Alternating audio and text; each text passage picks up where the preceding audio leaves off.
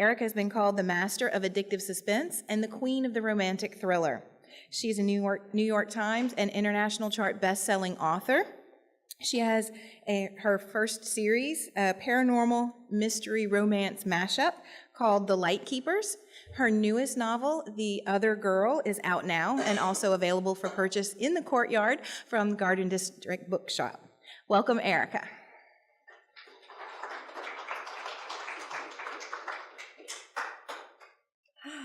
Hello, y'all. I'm so glad you decided to join me today at this session, and it's a beautiful day, isn't it? Wow, beautiful day, beautiful venue. So, the art of love and death. What goes better together than love and death? I'm wondering, how many of you are already published authors? Okay. Fiction or nonfiction? Fiction? Okay, some nonfiction, fiction. Okay, everyone else aspiring romantic suspense, romantic thriller writers? Yes?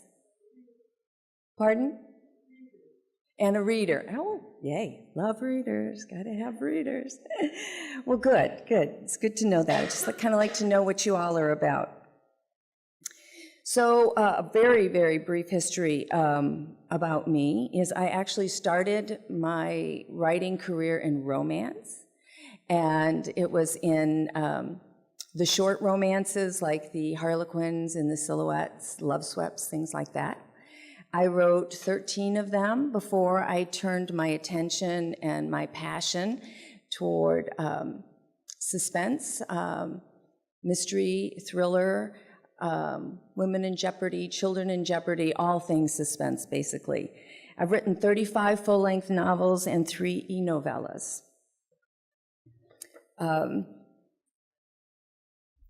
Interestingly, I've been labeled a lot of different things, no matter where I was in my career. I mean, I started out as romance, but then when I moved into my bigger book,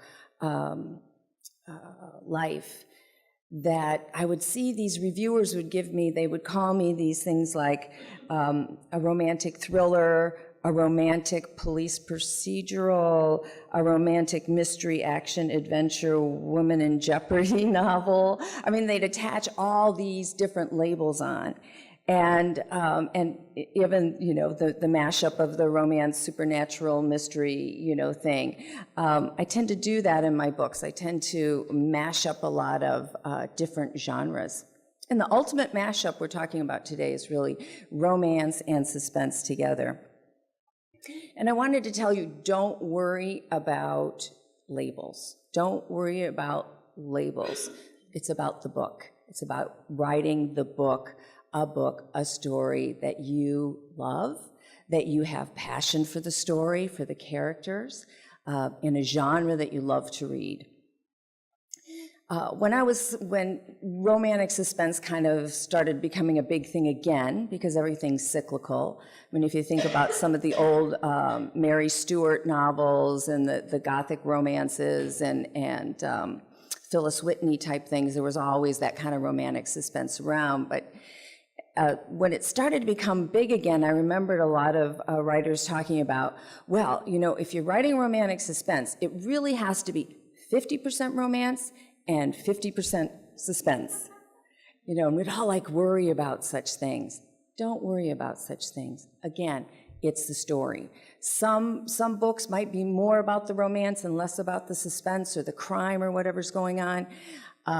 Some might reverse it. It depends on your story. They're all valid, they're all saleable, and the reader doesn't know the difference. They don't really care about the difference. They just want a good story.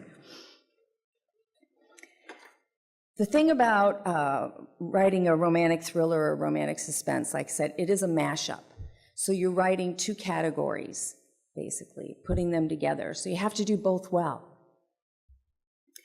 You have to combine the 2 genres. You need to understand and get the conventions of both genres right, and then weave them seamlessly together. It's not easy. It's fun, though. It's really fun. And then there's good news, too, about having to take these two genres and mash them together. And I call it peas and carrots. That very famous character Forrest Gump says, it's like they go together like peas and carrots. And I feel like romance and suspense really are like that combo, because they're both about emotion. They're about raw emotion. So if they're elemental, they're raw. They're about things about their love, their hate, joy, despair, fear, excitement, anxiety, anticipation, betrayal, and trust. All those emotions are wrapped up in a suspense novel and a romance novel, and then you can just put them together so beautifully. Being in love or falling in love is not an intellectual experience. I think we could agree with that. Being in danger or fearing for your life, running for your life, or fearing for the safety of your family or others is also not an intellectual experience. So that's why these two genres together are so popular. It's why so many writers have turned to them. It's why so many romance writers kind of Sandra Brown and Iris Johansen and, Catherine Coulter, there's just legions of them that kind of seamlessly went over to this other genre as well. So I thought what I'd do today is kind of break both genres down to give you the essence of the elements of each genre that you're going to need to create your romantic thriller or romantic suspense. And then give you an example of how that works together. So I thought I'd start with the romance. Excuse me. Okay. So the romance. The first thing you have with the romance, it's the couple. I'm going to call them the man and the woman, but it could be any couple. Why are these two people put together? That's the first thing you have to think about. It's like, why are these people going to, as you're creating, why are they together? Why are you putting them together? And what's special about them together? I sat down, and for this I was trying to think, okay, so what are some ways that they have a connection? You want to think about that. They have a connection. So they can have a history, a historical connection. They could be a former romantic couple, a lovers reunited type deal. They could know each other from childhood. They could know each other professionally. They could geographically, they could just be neighbors. I'm kind of playing with the idea of a new story where the romantic guy, the romantic character, is like the strange new neighbor. There's just something there can be a lot of suspense in that and a lot of creepiness, especially if there's a lot of weird things going on in this person's life. They can be someone you go to the same coffee shop every day. I've done that for years. I go to the same coffee shop to write, so everybody knows everybody. Maybe it's somebody from there. Maybe it's some sort of current crisis situation that brought these people together. Think tragically Las Vegas, or the Parkland High School shooting, or a bank robbery. Maybe they're both hostages. You immediately then have, of course, a suspenseful situation.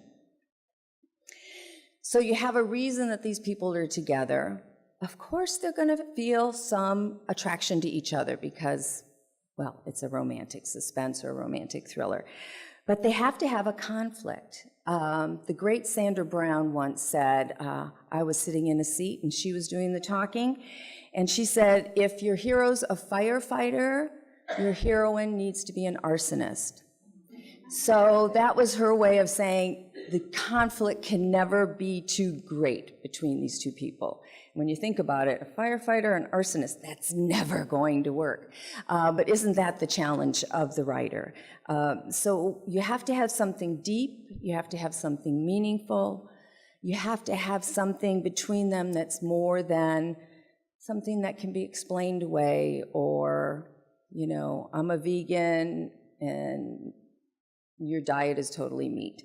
I mean, there's, you know, it has to be deeper and more meaningful than that.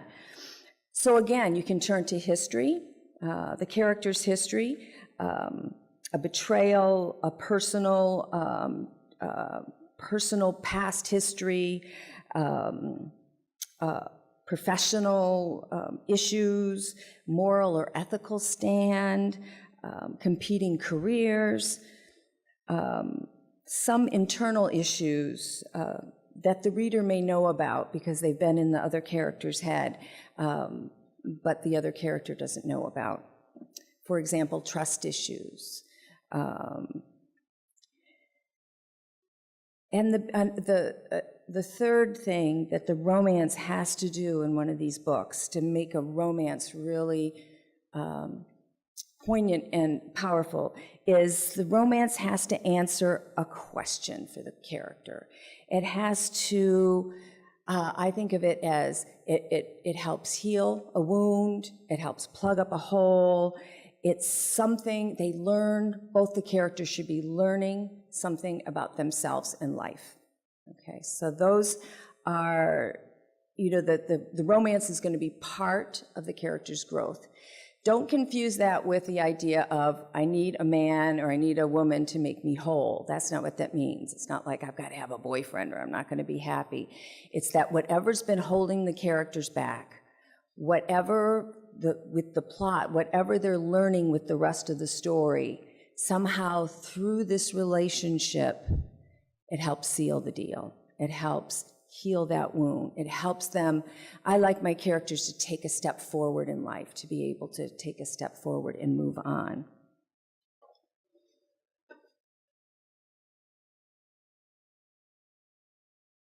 Oh, another thing that about another peas and carrots moment about romance and suspense together is that romance is really an internal endeavor because it's so much about feelings, right? So much about falling in love and being in love is about what's going on in your head and with your emotions. The suspense side of your story is much more an external affair, okay? It's more actions happening outside your control, outside of your health, outside of your body and your mind. Now you react to those things, but they're external. So when you have a nice, deep internal plot and you have all this external stuff going on, it's going to increase the pace of your story, increase the depth of your story, and keep your reader interested. I promised in my my little description of this talk that I would discuss sex and the right time for sex in your suspense novel. So I thought I should put this part right after the romance part. And so sex is not enough, even really great sex. So I don't know if you all would agree, but the sex in a novel between the characters is not, it's not ever just about the sex. It's really important to remember why they're having sex, why they're making love. So here's a question. If folks are running for their lives, are they really going to stop, slow everything down to make love, right? Exactly. The bad guys are right around the corner. If you say no, you're not alone, because even as I was preparing for this, I was looking at what other people have written about the subject, and a Writer's Digest person said, you know, that no, they will not stop to have sex. My cards are upside down. However, I contend that they just might stop to have sex, and I'll tell you why. You have to do it right. There has to be a reason that these people are stopping. So it has to be emotionally right, and the timing has to be right for it to happen. Sex is primal, it's elemental, it's a huge part of being a human being. We are hardwired to desire sex. So when you think about those words, primal, elemental, driven to want something or need something, that's all pretty, that's pretty big stuff. Pretty strong words there. Stuff that I think might fit in a suspense or thriller novel.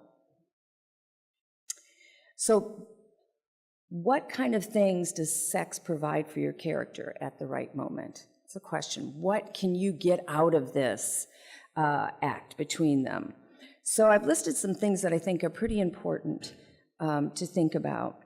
And the first is sex can ground them. So their whole lives, their whole world spinning out of control. The sex grounds them, right? It's connecting them to the physical world. It's connecting them to another human being. It's giving them a moment of safety, something to hold on to. It's also can provide a sense of hope, right? Doesn't love always give us hope? So this pause in your story can give the characters a sense of hope, that they're not alone, that there's something to hold on to, that there's hope maybe for a future, for the future. The movie, the very first Terminator, do y'all remember that movie? It was pretty old now, but it was just classic. And with everything going on with that, the Terminator after them, the hero and Sarah, I forget her last name, it was Sarah Connor, thank you. They're in the hotel room and they end up making love. And it was such a strong scene, and of course, she ends up pregnant with the chosen one, basically, that, she doesn't know at the time. But there was a moment when they're showing this lovemaking scene and their hands just twine. They're holding onto each other's hands. And that's, to me, just really symbolized how powerful that act was. It wasn't just about the fact that they were planting the seed literally for the chosen one, her son, or it wasn't just salacious moment of get these two together because we feel like they're really attracted and they make a great couple, but it was that holding on to life for a moment thing with them. And then I guess the last thing I would say is it can free them too. In a sense, it's freeing them for a short time from fear. It's freeing them maybe from whatever's hanging them up or has kept them apart, or whatever thing that you've worked out for your characters in your story. And I guess it also gives us life, because it would remind them that they're alive and they're in the moment, and maybe that there's something to live for. So it's like, why wouldn't it work? Why would this writer in Writer's Digest say, oh, it slows down the plot, it slows down the action? Because it's just done wrong. It either doesn't have that big emotional punch, or the timing just sucks. I mean, it's just like, do they slow down to have like slow, deliberate lovemaking? Doubtful.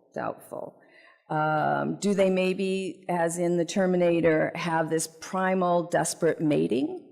That sounds more like it to me. So as you're planning out your story, as you're writing your story, you want to think about things like that. You want to make sure that something like the lovemaking fits with the story, with the tone of the story. Don't make those emotional mistakes.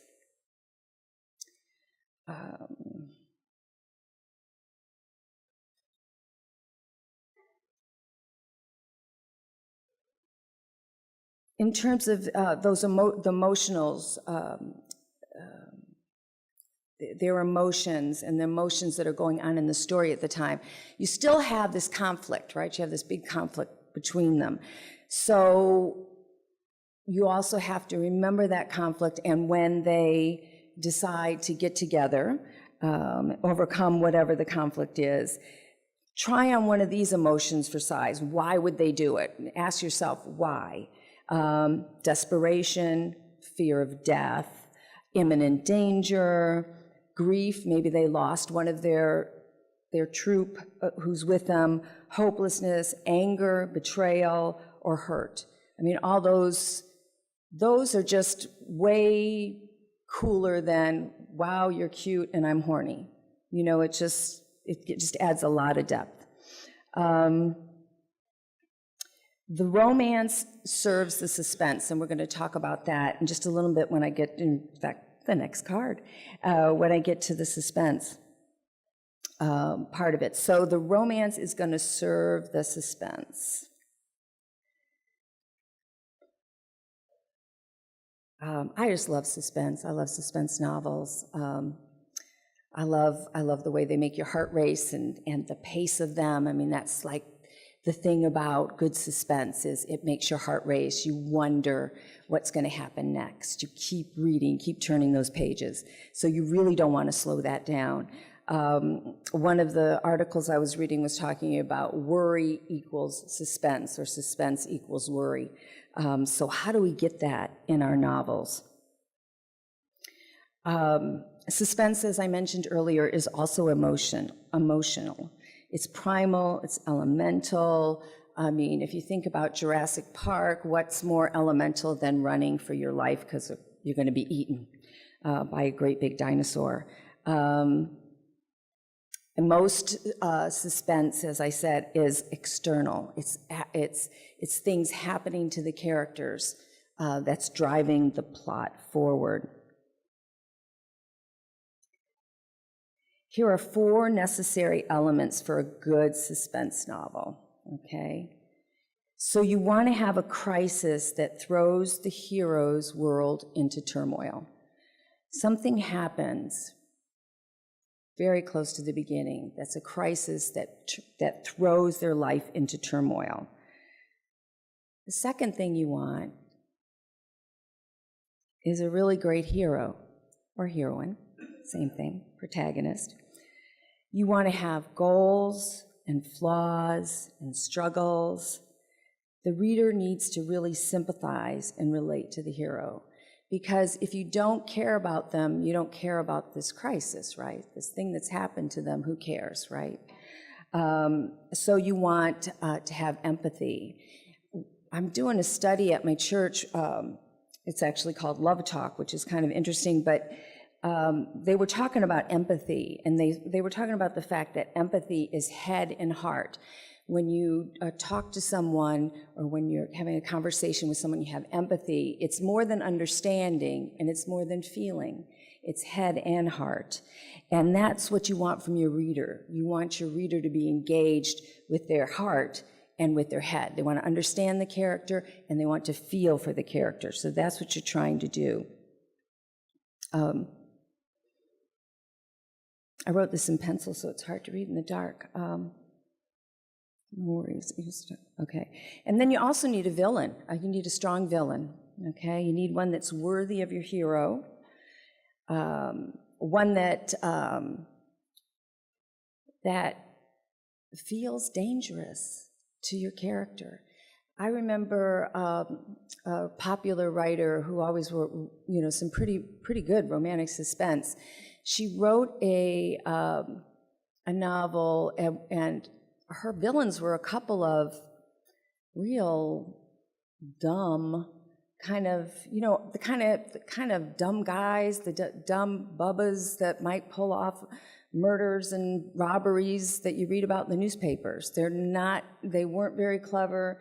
They weren't, so that book wasn't as successful, and some of her readers were complaining about that, because it's like that villain wasn't really worthy of the hero that she created. So you want to think about that. You want to create a villain that's smart enough, that can put them in enough danger, can outwit them. You want your readers to say, how are they going to get out of this? How is she going to get out of this? And the other thing you need, the fourth thing, is escalating danger or tension. So you want the danger to get closer and closer and closer to your main character, or bigger and bigger and bigger. A small bomb goes off, but then a bigger bomb goes off, for example. I couldn't help thinking with the Austin bomber that how he escalated it. The first couple bombs were packages left at people's doorsteps, which was diabolical and just awful. But then he planted the tripwire so that it widened, it widened the danger to include a lot more people. And one of the newsmen was like, a child could be walking down the street and detonate this. So that it upped the ante, so to speak. And that's what you want to do with your suspense novels.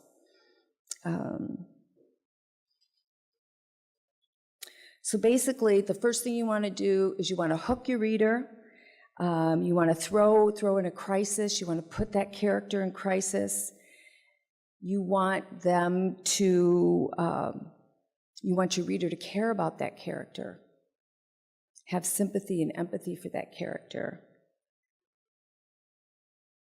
You want to give them a villain that they can believe in. Isn't that funny? You want to believe in your villain. So that you worry over your character's safety, the reader worries over your character's safety, and you want to escalate the tension. You want to ramp it up, ratchet it up. So that's all a piece of cake, right? And we can get all that in a novel, no problem. So I thought I might take an example from The Other Girl, which is my most recent just standalone romantic thriller, and kind of tell you how I used those elements in this book. So the ensuing crisis, or hook, kind of the same thing. A popular professor at a little university like Southeastern, popular professor is found brutally murdered, okay, in a ritualistic style murder. My heroine, is a cop. She's called to the scene, okay? She's called to the scene of this grisly crime, which I don't know what's wrong with me, but I just love writing grisly crime scenes. It's just kind of sad. So the crisis ensues when there is something there that links her and her past, to this crime. This is a past that she has worked really hard to move on from and to forget about. Okay, so the immediate crisis is this guy's been murdered, and all of a sudden this past that I was trying to put behind me is right out front and center.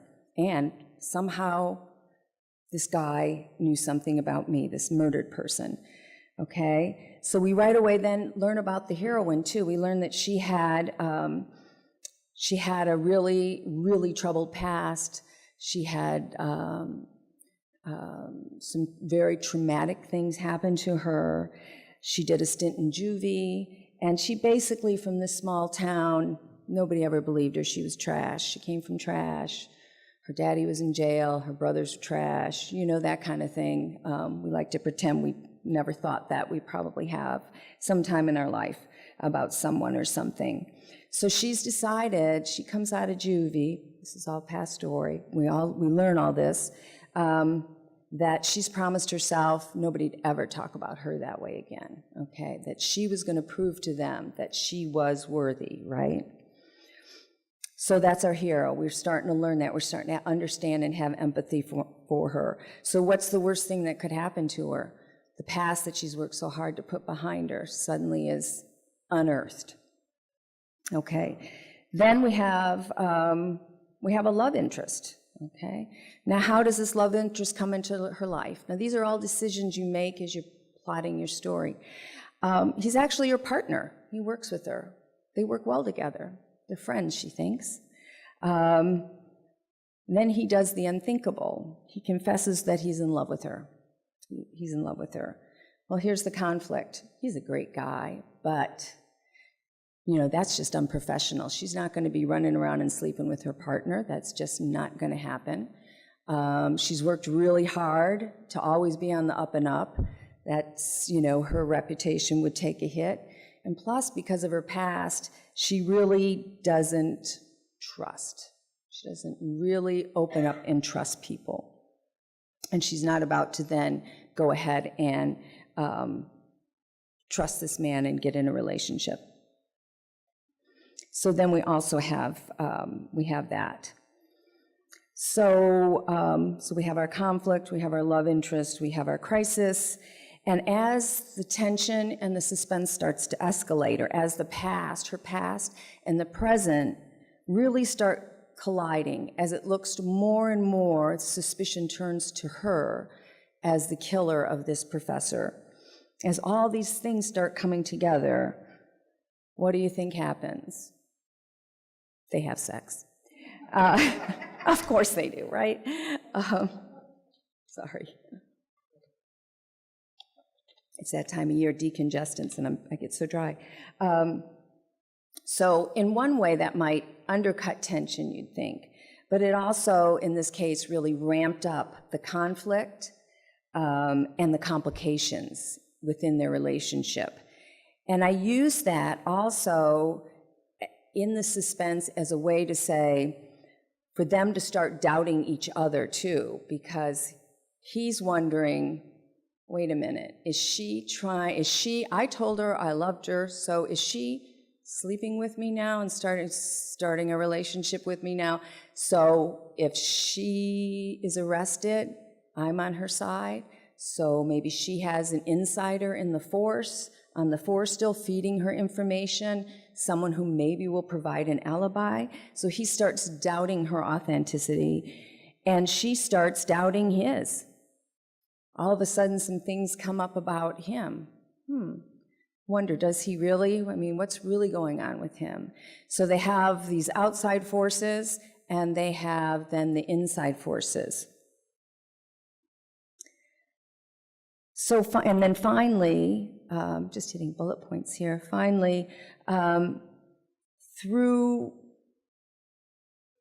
the romance, other elements in the story too, but if we're talking about the romance, we see her let go of parts of her past. We see her let go of things that have been holding her back all these years. She's able to trust and let go and love again. So the romance helps to answer the question and make her whole at the end of the story. Thought I'd talk a little bit here about A story and B story. I'm in love with this book, Save the Cat. Has anybody heard of Save the Cat? Screenwriting book. It's an awesome book. It's about screenwriting. But when I was having trouble with a book a couple books ago, The First Wife, oh man, I kept rewriting and throwing stuff out and starting over and rewriting, and I kept getting this feeling that something was wrong. And a friend said, I heard someone talk about Save the Cat, and it's really, really cool. So in Save the Cat, he was talking about beats of a story, and the theme and the catalyst and all these different things and where they fall within the story. And as I was looking at that, I was thinking, of course, as a writer, thinking about my various books and the book I was working on now, and I was like, oh yeah, this screenwriting is just like novel writing in a way. I mean, it's like the same thing, the catalyst, the crisis, the this, and this, and then I looked at my story, I realized I had some of the things in the wrong order. So it's a good book if you want to, look at it and think, okay, do I have these necessary elements, and do they look like they're in the right order? So I do recommend it. And he talks about the A story and the B story. So the A story is the main story. It's your main action, what the story is really about. Okay, so the other girl, the main story is not the romance. The A story, the main story is what happened to the other girl, who murdered the professor, how is she going to get herself out from under this new cloud of suspicion that's over her. That's the main story. The B story is the romance. And I actually have a C story too. So the B story, the romance, is one of the things that serves the conflict, and it serves the, what am I doing here? Let me get the wording just right. The B story, it serves it serves the theme of the book, okay? So the B story helps serve and bring that theme home. And I believe the theme was something like, you can't run away from your past. You can't run away from your past. It's always going to be there. It's always going to be coming back. So, and then I had a C story about her relationship, repairing her relationship with her family, who she'd left behind too. And that also served the theme. So, in these novels, you can have, your A story could be the romance, if that's the story you want to write, and the suspense could actually be serving the romance, or the suspense can be your A story, your main story, which is what I usually write. If you notice that in each of those sections earlier that I mentioned, because you want to think about your character's motivation and what makes them tick and what's the story's about. So in the crisis, I mentioned it's about her past. In character motivation, her past. In the romance, her past. In the escalating danger, also ties into her past. And in the resolution, everything comes back to her past. So I guess that's a way for me to try to show you how you weave it all together. You don't have an element out here that's like, this is about something completely different. You have to weave all those elements together tightly so that they all work. You can't pluck one out or pluck the other one out and have it serve as a story on its own. They're all wound together. What comes first, character or crisis? Or you can call it a crime. I like the 3 C's, character or crime. Because I used to struggle with that. Which should you plot first? What comes to your mind first? And I found it varies depending on the story you're writing. So I'm going to give you an example. The First Wife, actually, the idea came from stories in the news about women who would hook up with people like Drew Peterson. And Drew Peterson is the cop from Chicago who had like 4 wives and they kept mysteriously dying, and he, somebody would marry him again. And that idea of a man with a past and why would a woman hook up with him? So it started with that book, started with character. Justice for Sarah, on the other hand, that one started with crime, because I was really fascinated by things like the Amanda Knox trial that was going on in Italy. Of course, it's had a couple reincarnations since then, but in that trial, they talked about her inappropriate behavior in the sense that when she was in the police station getting ready to be questioned, she was sitting on her boyfriend's lap and giggling. And it got, and they all pointed to that being, oh, she's guilty, she must have done it because she wasn't behaving properly for someone whose roommate had just been brutally murdered. And so I was really intrigued by that idea of what we say, how we act in a situation like that can make us look guilty. People can believe we were guilty. So I started creating a story around a character who I started with the crime. Her sister had been brutally murdered. Her sister was her guardian. That's the crime. She was acting inappropriately. Who is this character? And started building out from there.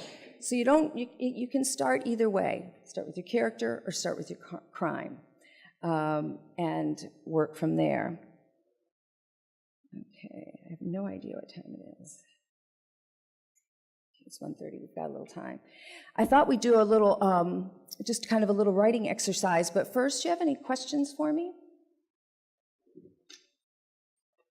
When you were discussing your current book and described the thoughts that the new boyfriend that was in love with the character when you first out her, so I'm assuming that you've written that in the third person. Mm-hmm. Now, one couldn't show that kind of divergence with a first person narrative. Right. Do you think that a third person narrative is more comprehensive as far as developing these secondary story. I do, yes. I do, yes. It works for me. I mean, and in suspense, very often, one of the fun things about suspense that you can do is you can be in the villain's point of view. And of course, in first person, you can't then unless it's all in the villain's point of view, right? So a lot of suspense novels do have, it's not like a mystery, which is a whodunit.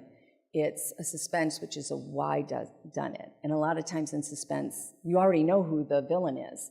In Jurassic Park, it's the dinosaurs, but you know who the villain is, and you're inside their head. You know what they're thinking. You know how evil or how what their plans are, how clever they are, and it can really ramp up the tension. Depends on if you want to go there. But yeah.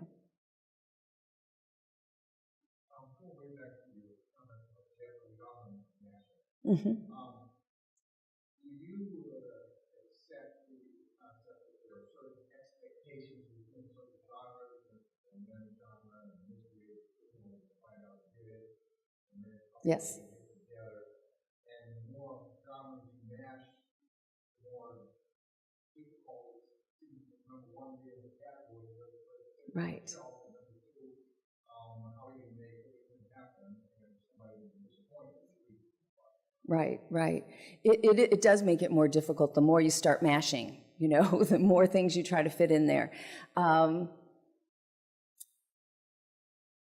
For example, in the romance genre, they almost always want a happy ending. You've got to have the two people end up together.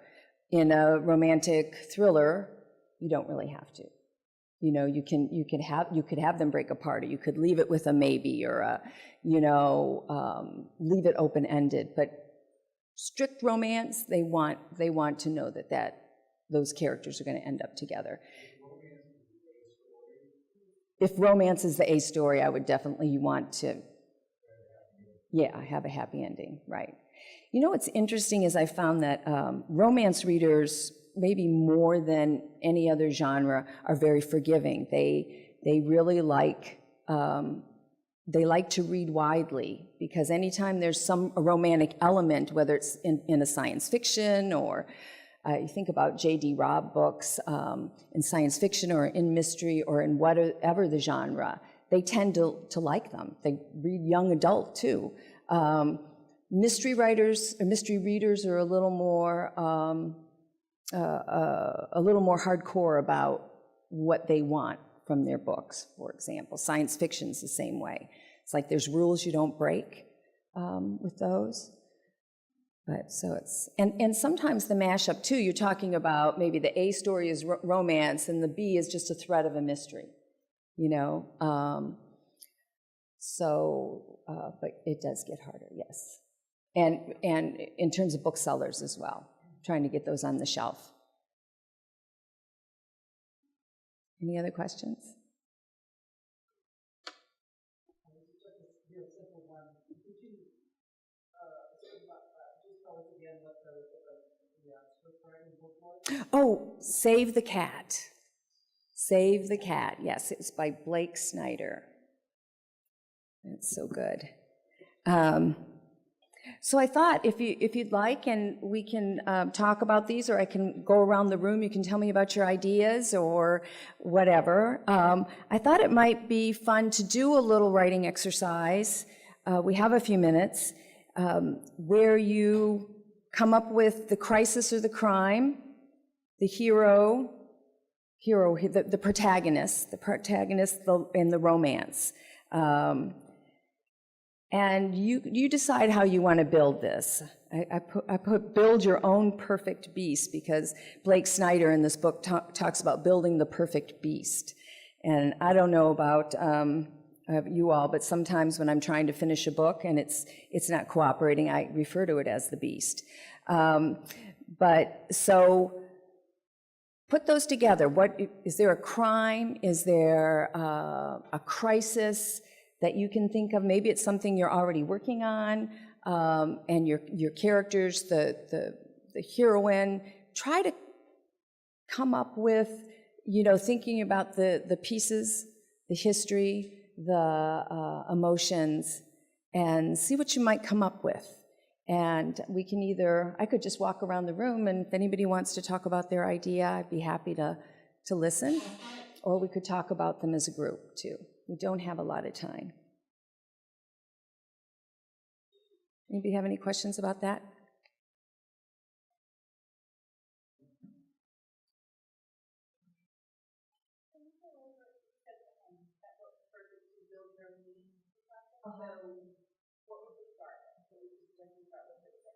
Oh, okay, great question, thank you. Okay, start with, what they say to start with is, it's about a guy who, or a gal who. It's about a guy who or a gal who. That's the place they all start, I guess.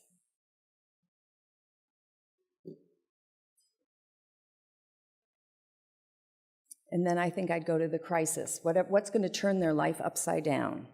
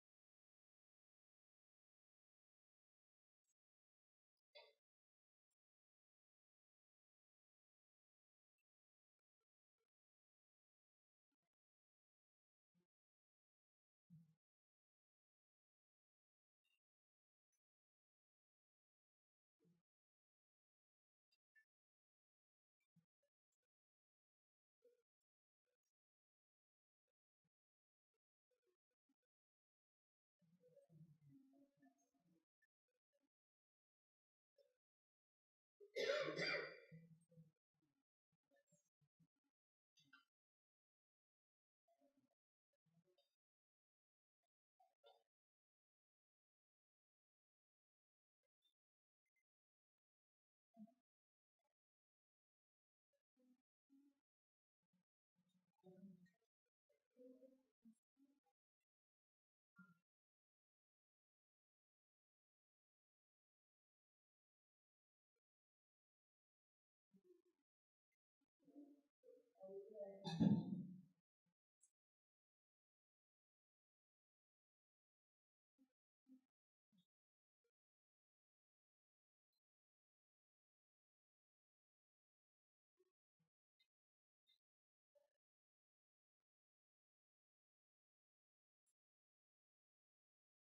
got a general question. You mentioned you've written 35 novels. Yes. How long does it take to write one, and how many drafts do you do? Okay, it takes me with these longer novels. I'm just going to kind of ignore the earlier romances.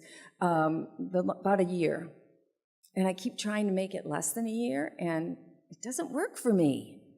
Makes me crazy. That's what I like to tell people. Yeah, it takes about a year. And what was did you have a second? How many drafts do you do? Do you rewrite it? Yeah, I rewrite it at least probably 3 times. I do like a heavy duty first time and then a lighter second time. Yeah. Any other questions? Anybody have a question about the writing? Or we have a vampire going, we have action adventure going. Yes, I do. I'm better in the morning. I learned that, so I try to protect the mornings as much as possible. So coffee, sometimes I get up at 6 every day. Sometimes I start writing right away with my coffee. And sometimes I give in to the newspaper or the iPad or whatever. But and then I always take like an afternoon lunchtime-ish break. A lot of times it's for exercise besides lunch, and then I start again in the evening. I rarely work at night because I've learned that I'm just no good at night. Doesn't matter. I can't even save editing for night because I'm just too tired. When I'm on deadline, I can work 7 days a week, but usually it's Monday through Friday. I try to treat it like a job. I don't, a lot of people say, do you count words? How many words a day do you do? But I don't count words. I'm so old school, but I count pages. So I'll give myself a goal, let's say whatever it is with wherever I am in the story, because I start out slower and I build steam until the end where I can really write a lot of pages. So maybe I'll be like 20 pages for the week. And so one day I have a bad day and only get 1 page. I have to make it up during the week. So that's how I do it. I try to just do it pages. And I like to say that I also cheat, because if I'm not having a great day and I go 1 sentence over into a new page, I got that page. I can quit. It's wine time.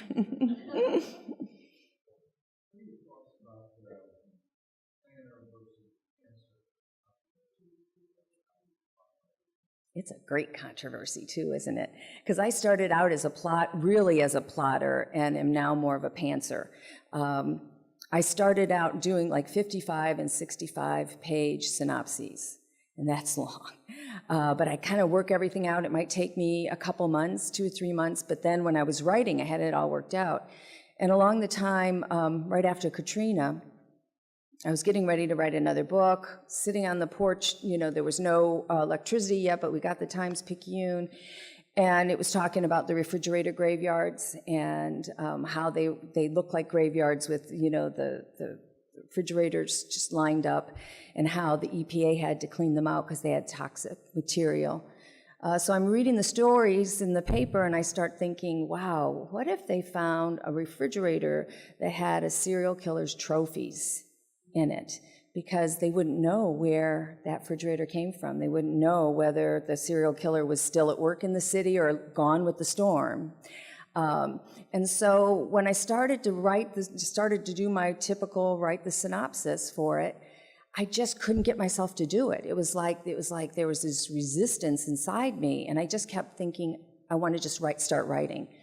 So I did, and then now I've never gone back. I kind of do, my editor wants just a little story idea. I maybe give her 10 pages of what the story's going to be about, and then you go from there. So thoughts about it, I think both are valid. In some ways, being a plotter is easier when you're writing, because what happens to me now that I'm a pantser is that it's like I'm in a race, just the words are pouring out. I write and then a door slams. It's like a creative door slams, and I don't know what comes next.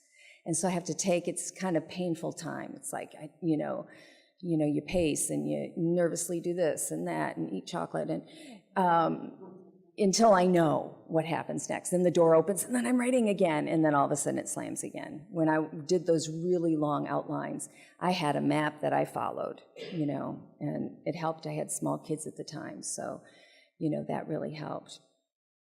So that's my idea about it. Either works, it's whatever works for you at the time. Do you have a preference? I find that I write out a synopsis and then look at it. Mm-hmm. Since I can't everything else in my life, it's a lot more enjoyable. Although it's work.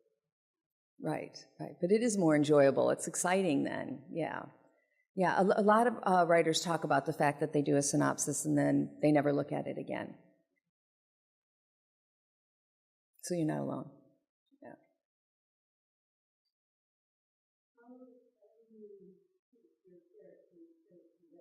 Mm-hmm.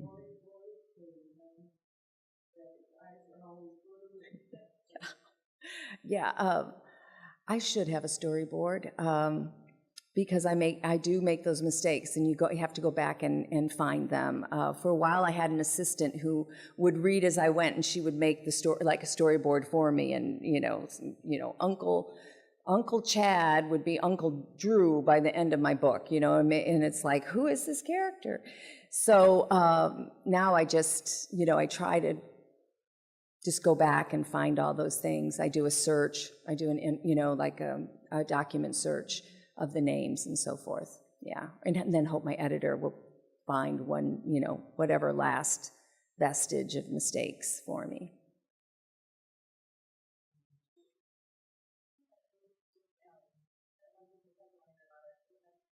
Mm-hmm. Experience in which way, personally, or like what I learned from it, or how?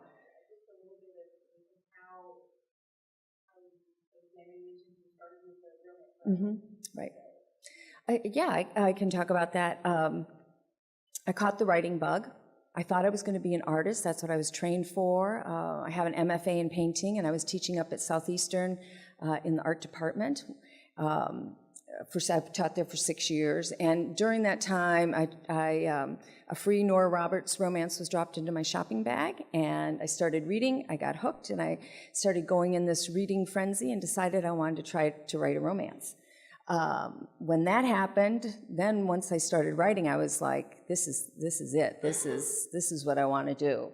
And I just was obsessed with getting published.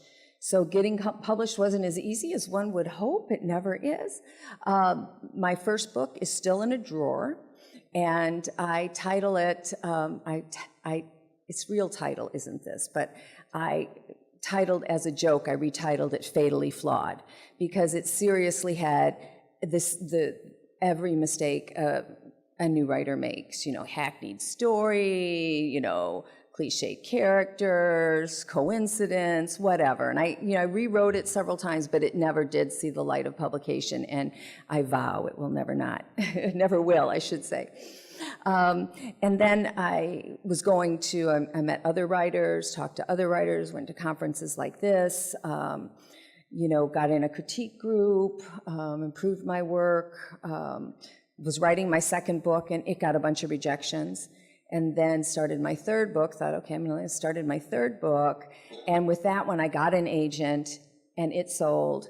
And then I went back to my second book, which had a lot of good things about it, and made a lot of changes to it, and did a lot of rewriting, and then it sold. So my second book was actually,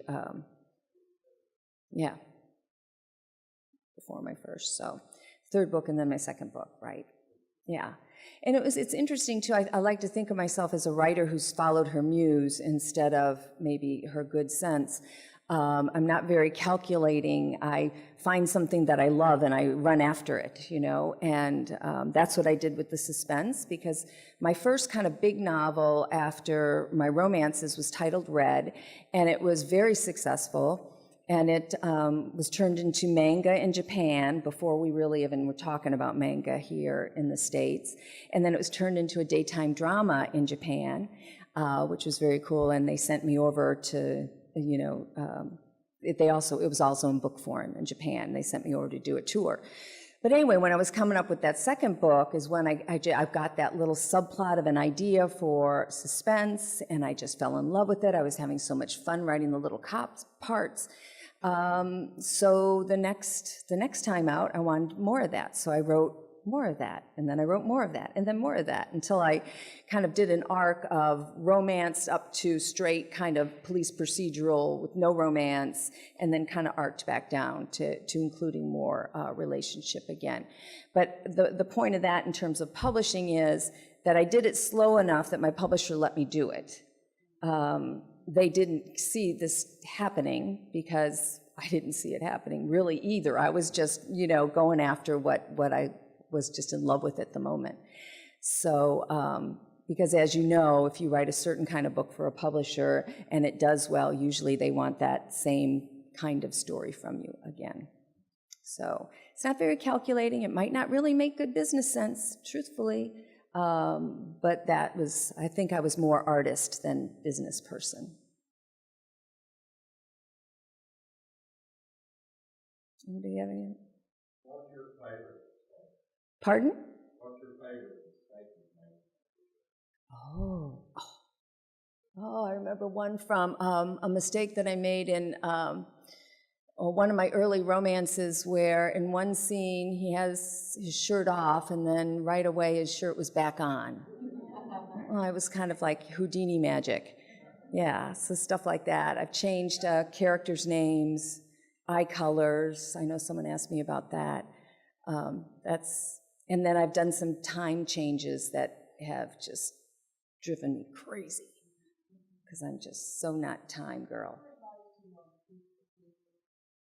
Whoever I can snag. I've kind of talked to everybody along the way. Not everybody, but I've talked to pathologists, I've talked to detectives, I've talked to street cops, I've talked to lawyers.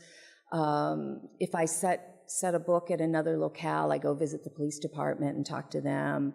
I've done some ride-alongs. I refused my opportunity to sit in on an autopsy because I figured my imagination was pretty good. So yeah, and the most fun thing I did. So take this: if you're a writer and you're writing in another locale. I was writing a book set in Key West, and I went down for several days. It's so little. I like little places. I can research them in a short amount of time. But when I got home and I was writing, I realized that I didn't know where people lived in Key West. I knew it was expensive to live there, but where would a cop live? Where would a storekeeper live? Where would, you know? So I had to get online, and I looked up houses for sale and, you know, tried to figure all that out. So after that book, what I always do is I contact a real estate agent for the area I'm going to, and I tell them who I am and what I'm doing, and if they would be willing to show me properties. And I give them the parameters. By then, I usually know what kind of character I have. Like, do I have an extremely wealthy character? You know, do I have a school teacher? Do I have, you know, and they take me to different neighborhoods and different types of homes. It was really fun when I went to Carmel and Monterey, California. And when I went to Napa and Sonoma, I did a Napa and Sonoma book called Blood Vines. That was fun to research. But it was really fun being taken to some of those places, and, you know, they know I'm not going to buy, but, you know, and they get mentioned in the book. So I recommend that to anybody, and the realtor's usually pretty happy to do it, too. Okay, that brings up a issue which I'm dealing with. What do you think about using a fictional setting as opposed to a real one? your own town, area, island. Right, I'm all for it. I'm all for it. I've done it a couple times. Yeah, I'm all for it. There's no reason not to. You have to set it in a place, you know, it has to be somewhere. In fact, with a couple of my stories, like Justice for Sarah and The First Wife, it's pretty clear, like one is Madisonville and one is not St. Francisville, Folsom, but I give it a whole nother name. So the Madisonville one I called Liberty, Louisiana, and because then I can make any changes to the city I want. So it's kind of like, that's kind of the locale I want, but I can change the names, I can change the streets. Sometimes I add a town square because I just love town squares, old town, southern town squares.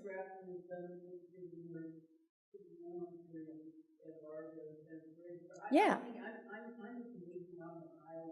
Sure.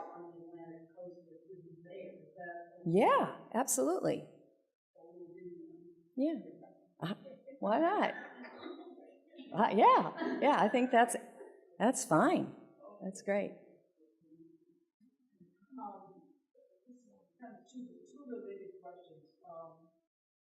Nowadays, do you need to know what the ending is going to be fairly precisely, and then in the course of your writing, the ending to be characters that are driving by the throat and make the ending more different? Okay, yes and yes. I usually know what the ending is, but yes, it changes. Not always. Sometimes they do. The character that's a good way to put it. They grab you by the throat and say, "Wait, stop."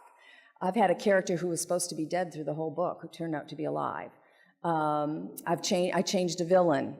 And I guess if you've done your job well and you've threaded all these needles and you've pulled them all through, that you have all these red herrings, there's no reason maybe someone else couldn't be the villain, you know?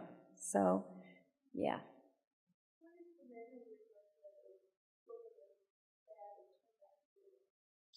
It'll give it away. Ask me later. Yeah. Just in case anybody is reading. Of course, if I say the title, they'll know. Anything else? Are you? Oh, okay. Cool. I love that. I love to try to trick the reader. Any other questions? Are we out of time? We're pretty much out of time. 2:12. We're in a couple minutes. Thank you so much. I really enjoyed being here. If you have any questions privately, come on up. Thank you.